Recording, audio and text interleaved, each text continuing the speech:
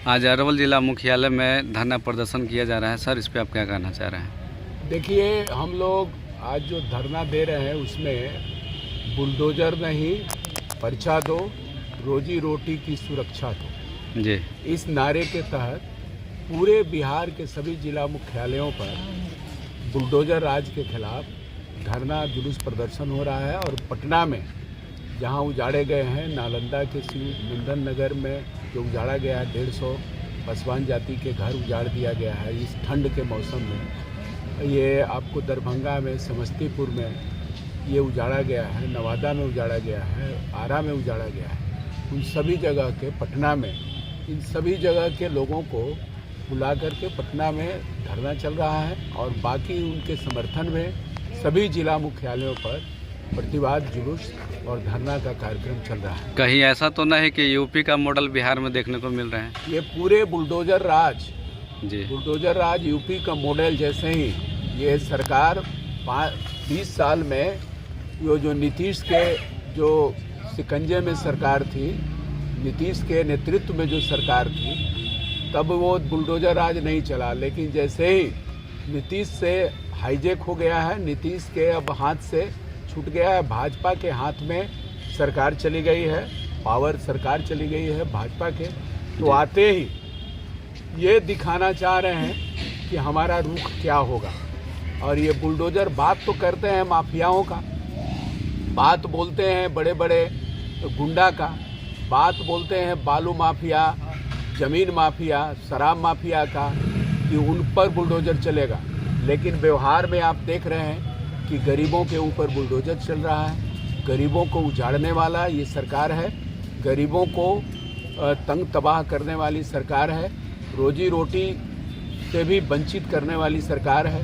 एक तरफ 10,000 रोजी रोटी के नाम पर ये खाता में देने का नाम ले रही थी सरकार कि हम खाता में 10,000 दे करके रोजी रोटी के लिए व्यवस्था कर रहे हैं। लेकिन दूसरे तरफ जो रोजी रोटी का धंधा करने वाले जो लोग थे उनको उजाड़ा जा रहा है, फुटपाथ दुकानदारों को उजाड़ा जा रहा है, उनके ऊपर बुलडोजर चलाया जा रहा है।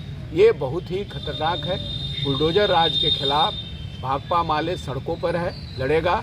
और यूपी मॉडल जो भाजपा का मॉडल है, तो यूपी मॉडल ही हर जगह है जी। ये बुलडोजर वाली ही सरकार है, दमन वाली ही सरकार है। तो इसलिए इस दमन वाली सरकार के खिलाफ हम लोग लड़ाई लड़ेंगे। बिहार में तो ऐसे भी देखा जाए तो दलित और अति पिछड़ाओं के साथ में अत्याचार होते रहा है, और इस बार तो अत्याचार का तो समझिए कि हद ही पार हो गया है। आप देख रहे हैं ना, अब तो गरीबों का जो SC ST एक्ट था जी, वो गरीब लोग जा करके केस करते थे।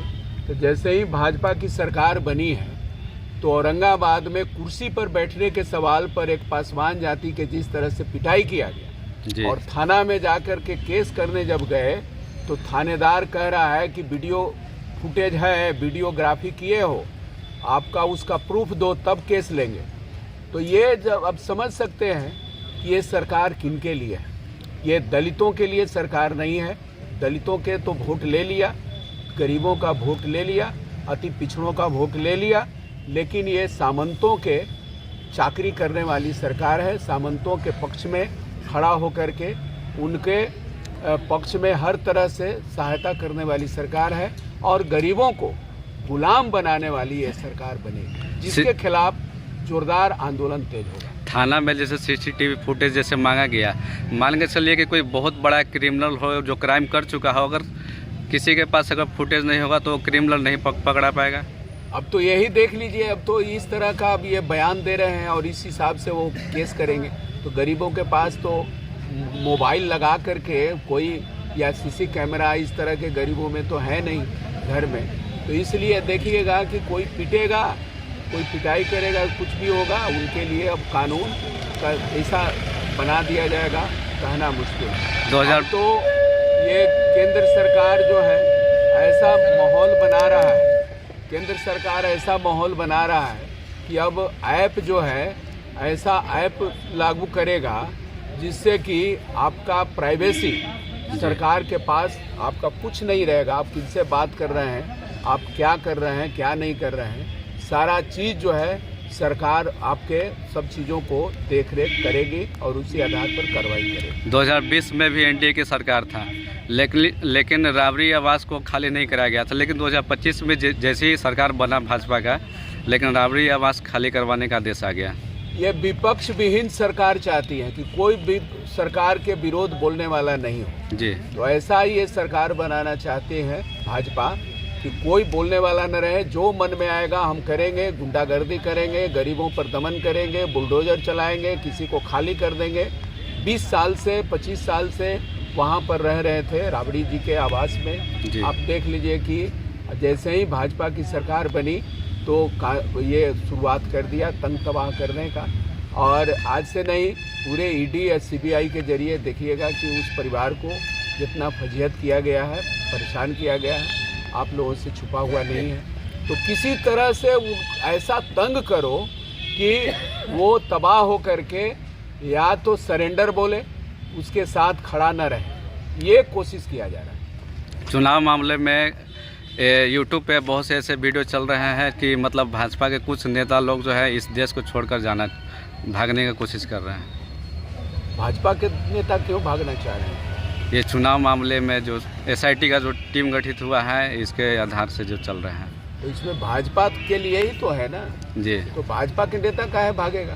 भाजपा के लिए यूट्यूब पे उस तरह का खबर चल रहा है, फेक न्यूज होगा। भाजपा काहे अपने नेताओं पर कार्रवाई करेगा? जी। भाजपा तो अपने लिए तो पक्ष वाला काम करेगा, बल्कि ये गलत वो लोग गलत नैरेटिव सेट करते हैं जी कि ये सब भ्रम पैदा करते हैं।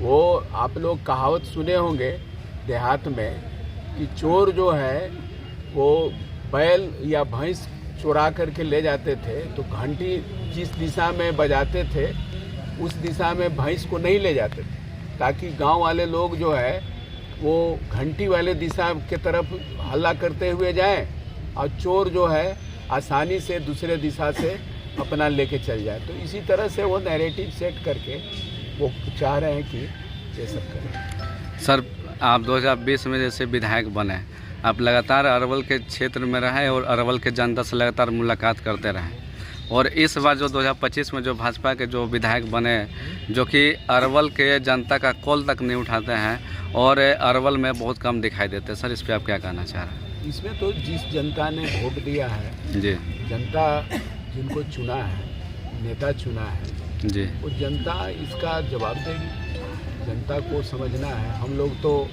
यहाँ कोशिश किया कि जनता के साथ खड़ा रहें, हर संकट में खड़ा रहें। और पटना में जब सत्र चलता था उसी समय हम पटना में रहते थे जी। बाकी यहाँ हम रहने का काम किया और हमने यहाँ सभी जगह पर कोशिश किया कि विभागीय काम से लेकर के हर जगह पर जनता के सहूलियत हो, काम में दिक्कत ना हो, यहाँ रहने का ये फ़ायदा होता था जी। तो अब तो जनता चुनी है, तो जनता चुनी है तो जनता के नेता जिनको चुनी है, उम्मीद से चुनी है, तो हम समझते हैं कि जनता ज़रूर उनका ख्याल रखेगी।